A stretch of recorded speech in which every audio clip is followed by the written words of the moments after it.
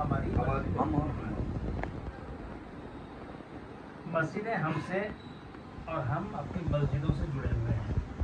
یہ سلسلہ نمازوں سے ہوتا ہوا نماز جنازہ تک جا پہنچتا ہے اور پھر مسجد ہی سے ہمارا آخری سفر شروع ہو جاتا ہے. جہاں تک بعض اہل نظر کا خیال ہے کہ مسجدوں کو آرائش اور زیبائش کی ضرورت نہیں. مساجد کی زیبائش چھت سے لٹکتے ہوئے لاکھوں کروڑوں کے جھومروں سے نہیں بلکہ مصلیوں کے سجدوں اور سجدوں میں ٹپکتے ہوئے آنسوؤں سے. فضول خرچی جس طرح عام طور پر ناپسندیدہ ہے بعین ہی مساجد بھی اس سے سستے ہی نہیں. لاکھوں کے فانوس اور جھاڑ لگانے سے بہتر ہے کہ مصلیوں کی ضرورتوں کو پورا کیا جائے, ان کی آرام و طمانینت کا بندوبست کیا جائے. بعض مساجد میں دوپہر میں کھانا کھلانے کا رواج ہے, اسے رواج عام دیں. کسی منہ لٹکائے ہوئے غریب مصلی کا پیٹ بھرنا مسجد سے چھت سے جھومر اٹکانے سے آزاد ہے. پھٹی پرانی جانمازوں پر جب بندے مومن سجدے میں سر رکھ کر سبحان ربی الاعلیٰ کہتا ہے تو وہ لطف کروڑوں کے قیمتی خالین پر بھی نہیں آتا. یوں بھی ملائم ترین خالینوں پر سجدہ بجا لانے سے یہ احساس بھی کم ہو جاتا ہے کہ بجا کیا لایا جا رہا ہے.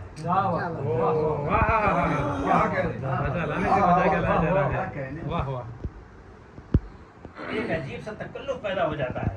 مساجد میں قیمتی اشیاء کی بدولت مساجد بند کر دی جاتی ہیں اور اسے دیر آمد نمازیوں کو بہت تکلیف ہوتی ہے. ایک شریف مسلمان جب نماز پڑھنے کے لیے مسجد کا رخ کرتا ہے تو جب مسجد کو بند پاتا ہے تو اسے روحانی تکلیف پہنچتی ہے. اب وہ مسافر کہاں جائے اور کہاں نماز پڑھے. ارباب مجاز کو چاہیے کہ مسجد کے بیرونی حصے کو جہاں ڈولا تخت غسل وغیرہ رکھا جاتا ہے اور دو چار اٹیچ جمازیں بچھی ہوئی ہوتی ہیں ہمیشہ کے لیے کھلی رکھی جائیں تاکہ کلمہ کو آرام سے کسی بھی وقت طہارت اور وضو کی تمہیدات سے فراغت کے بعد نماز پڑھ سکے اور چلو نکلو کی مکروہ آواز کا خدشہ بھی نہ رہے.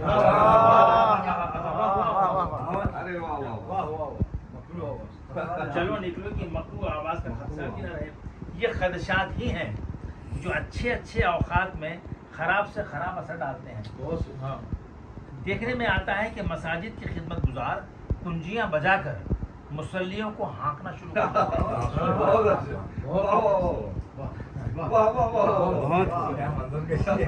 کنجیاں بجا کر مصلیوں کو ہانکنا شروع کر دیتے ہیں. کنجیوں کے مکروہ شور میں کہاں نماز میں دقت اور خشیت پیدا ہو سکتی ہے. بندہ تحیات پڑھنے کی بجائے دعائیں خون شروع کر دیتا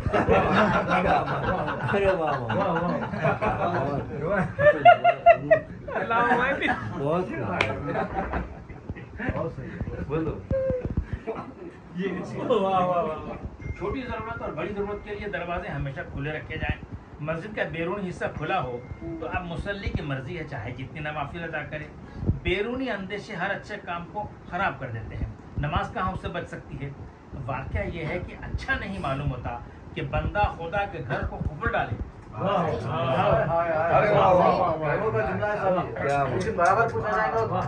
میرے گھر کو تالا ڈالنے والا تو کون ہوتا. مسجد واقعہ یہ ہے کہ اچھا نہیں معلوم ہوتا کہ بندہ خدا کے گھر کو قفل ڈالے. شریف اور غیرت مند مسلمانوں کو یہ بات بہت بری لگتی ہے کہ جمعہ کے مبارک دن مصلیوں کے سامنے سے مسجد کے چندے کا ڈبہ پھرایا جائے اور لوگ خساست کی معراج کے ساتھ 10-5 روپے اس میں ڈالیں.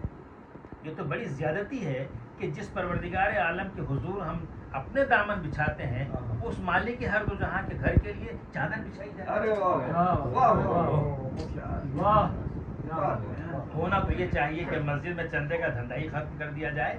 کوئی ایک دولت مند رئیس اور متدین مسلمان مسجد کے سارے انتظامات اپنے ذمہ لے لے. ماشاءاللہ مسلمانوں میں کروڑ پتی حضرات بحمد اللہ تعالیٰ کافی تعداد میں پائے جاتے ہیں. مزید برآں ان میں تمدن اور تدین بھی پایا جاتا ہے. حمید اور خطبے کے لیے کوئی مرفع الحال مقرر بلا معاوضہ اپنی خدمات پیش کرے اور اختلافی مسائل کو ہوا دینے کی کوشش نہ کرے. اختلافی مسائل کو ہوا دینے کی کوشش نہ کرے. خطبہ اتنا طویل نہ دے کہ لوگ دوسری مسجد کی تلاش کرنے پر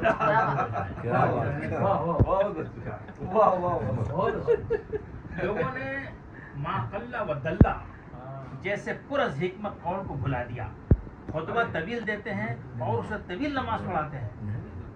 خطبہ طویل دیتے ہیں، اس سے طویل نماز پڑھاتے ہیں. پیچھے بوڑھے بھی تو ہوتے ہیں اور ان کے امراض اور ضعف کا خیال کرنا بھی خطبہ پر واجب ہوتا ہے. اور یوں بھی نماز ہلکی پڑھانے کا حکم دیا گیا ہے. اور یوں بھی نماز ہلکی پڑھانے کا حکم دیا گیا ہے. یہ تو اخلاص سے مغائر بات ہے. یہ تو اخلاص سے مغائر بات ہے کہ تنہا نماز پڑھیں تو سورہ اخلاص اور امام بنے تو سورہ رحمان. کیا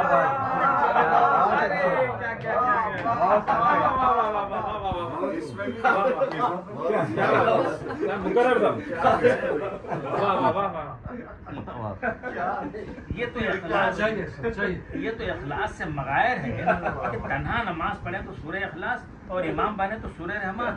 جمعہ کے روز کرسی نہ ملنے کے سبب ضعفاء کھڑے ہو کر نماز پڑھتے ہیں اور جلد استفراغ چاہتے ہیں. اچھا، مساجد میں کرسیاں اتنی کم تعداد میں رکھی جاتی ہیں کہ تبرک کی طرح تقسیم ہو جاتی ہیں. ارے واہ، تبرک کی طرح. تبرک کی طرح تقسیم ہو جاتی ہیں. دیر سے آنے والے ہاتھ ملتے رہ جاتے ہیں. اتنا ضرور معلوم ہوا کہ نماز جمعہ میں جلد آنے والے ثواب بے انتہا ثواب کے علاوہ کرسی بھی حاصل کر لیتے ہیں.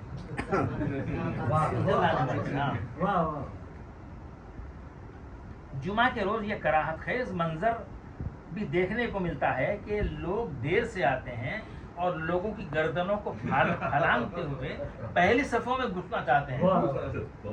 یہ لوگ اس عمل کی سزا کو فراموش کر بیٹھے ہیں. شاید یہ لوگ دوزخ کا پل بننے کی آرزو رکھتے ہیں. عرض میں کنم کے مساجد کو روڑی شیٹروں، غنڈوں، لینڈ گریبروں اور لیڈروں کی سرپرستی سے محفوظ رکھا جائے. عرض میں کنم کے مساجد کو روڑی شیٹروں، غنڈوں، لینڈ گریبروں اور لیڈروں کی سرپرستی سے محفوظ رکھا جائے. شرفا مسجد کی خدمات کو انجام دیں. یاد بات کے دیدہ زیب قیمتی قالینوں اور اونچے اونچے میناروں سے مسجد کی تزئین و تحسین میں تو اضافہ ہوتا ہے، لیکن مسجد کے تقدس میں کوئی اضافہ نہیں ہوتا. مسجد کے تقدس میں کوئی اضافہ نہیں ہوتا. 10x10 کی مسجد بھی وہی مقام رکھتی ہے جو دبئی کی مسجد شیخ زاید. مسجد 10x10 کی مسجد بھی وہی مقام رکھتی ہے جو دبئی کی مسجد شیخ. دونوں مساجد میں کسی قسم کی تفریق و تفاوت نہیں. دنیا میں صرف 3 مساجد مرتبے اور مقام کے لحاظ سے اعلیٰ و عرفہ ہیں اور وہ ازہر میرے شمس ہے. قیمتی اشیاء کے تحفظ کی خاطر ہی مسجد کو مخفل کرنا پڑتا ہے، ورنہ مساجد میں تو مسافروں کے ٹہرنے، سونے اور کھانے کا عمل ضروری فقہ جائز ہے.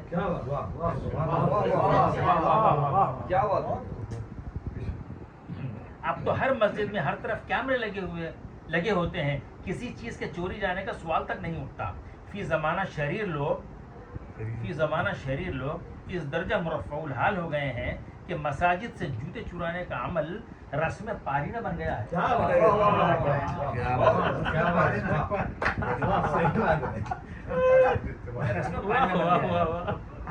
اب کوئی کسی کے جوتے میں پاؤں ڈالنا تو کجا ہاتھ بھی نہیں لگا.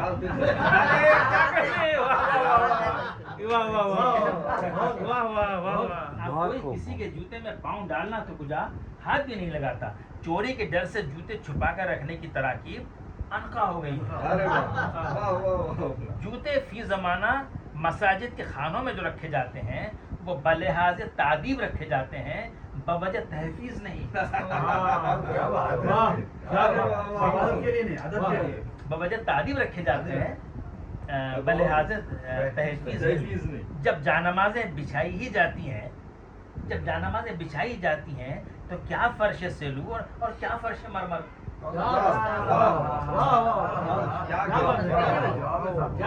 جب نمازیں بچھائی ہی جاتی ہیں تو کیا فرش سلو اور کیا فرش مرمر. ہمارے رسول نے تو ٹپکتی چھت کے نیچے کیچڑ میں نماز ادا کی ہے. کیچڑ میں نماز ادا کی ہے. سبحان اللہ. صحابہ کرام نے جبین مقدس پر کیچڑ کے نشان دیکھے ہیں. اسلام نے کبھی تکلف کو پسند نہیں کیا، سادگی کا جویا رہا ہے. خوانندہ ان کلمات آپ کے ہاتھ گیری دارت واللہ اعلم بالصواب.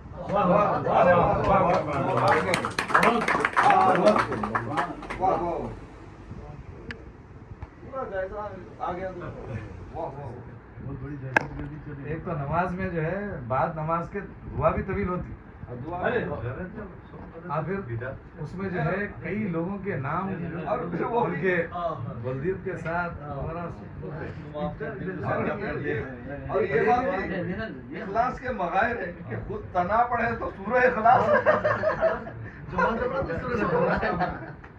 دارالسلام میں میٹنگ ہوئی تھی ہماری، اچھا. 12 ربیع الاول تھی، تو میں چل تو آپ کچھ آپ کو سننے نہیں آئے. نہیں نہیں ہم تو سب سنتے رہتے، آپ کچھ تبرک